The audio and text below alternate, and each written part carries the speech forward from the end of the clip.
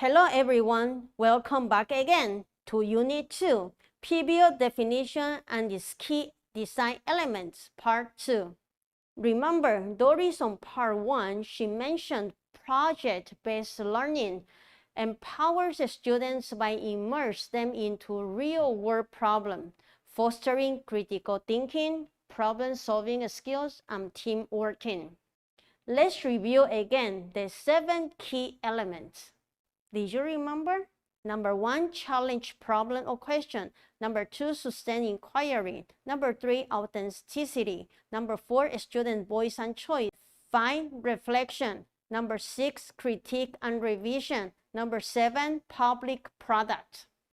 Remember, its feature lies in authentic problem, student autonomy, guided facilitator, active inquiry, and reflection.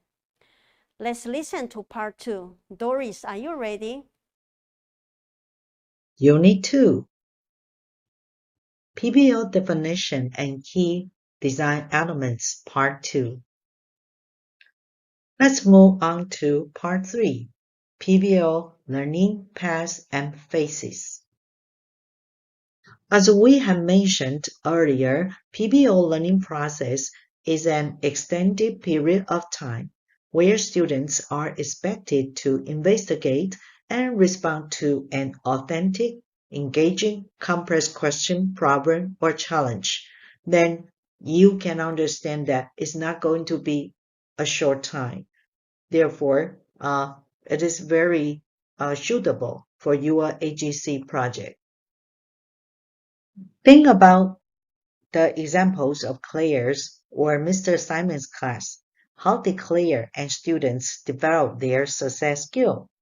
Actually, students or Claire gain knowledge and skills by working during that extended period of time, learning by doing. So we can say that what you do along the process is as important as what you achieve at the end. PBL learning process means PBL path. Normally, one PBL path includes 4 phases. Phase 1, launch the project. In this phase, entry events or driving questions should be seen. And then comes to phase 2, build knowledge, understanding, and skills to answer your driving question. Phase 3, develop and critique products and answers to the driving question. Phase 4, present products and answers to the drive question. So here you can see that all along the driving question lead the way for your PBL path. Once you solve the problem or solve a situation or solve a challenge or complete a task, and once you solve it and finish the task, and you will find out maybe you need some kind of a revision, and maybe you need to go back to check, and then comes another pass. So be flexible in the PBL learning process. I would like to introduce 4 phases in PBL paths. Phase 1, launch project. What should the student or learner think? What is the project asking me to do? Or what do I need to know? Or why is this important? Or who will I be sharing my work with? Phase 2, build knowledge. In this phase, the student should think, what resources can and should I use? Or can I trust this information I'm finding? Or what is my role in the process? Or how can I apply what I have learned to the project? Phase 3, develop and critique. In this phase, students should think, what new question do I have? Do I need more information? Or Is my work on the right track? Phase 4. Present products and answers to the driving question. In this phase, the student should think, what should I explain about my work? How can I best share this with others? Or what have I learned? And what should I do in the next project? Last but not the least, let's talk about revision in PBL pass. Revision means that you have to keep flexible adjustment for another project pass.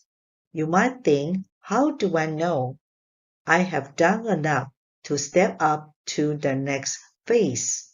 Or what should I do to discuss with my team in revision?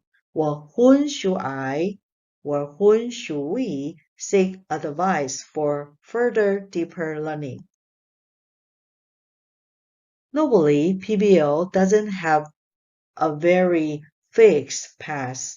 So once you have doubt about something in certain phase, you still can think about use the revision and to redo or to think about what phase you would like to spend more time to make sure everything goes well. Okay, so far, I hope that you can understand more about PBL Pass. There are 4 phases and also keep flexible adjustment so that you can have the revision all the time. So this is all about PBL Part 3. Oh, one more thing I would like to remind you is that besides you have known so much about PBL definition and PBL design elements and also the PBL learning paths, I think one very important thing is that once you get familiar with this, just try to think about the possibility of make a mindset shift, which means that PBL is kind of a way of learning strategy. So if you are going to do soon for your AGC project, you can just follow. But the important thing is that let your driving question lead the way to achieve your SDG goals. All the best and look forward to meeting you soon. In conclusion, Part 2 showcased the impact of project-based learning through 7 key elements. These principles have profoundly shaped our journey, fostering both learning and personal growth. Let's carry these lessons and continue embracing PBL in our future. Most importantly, you can apply them to your AGC proposals and actions.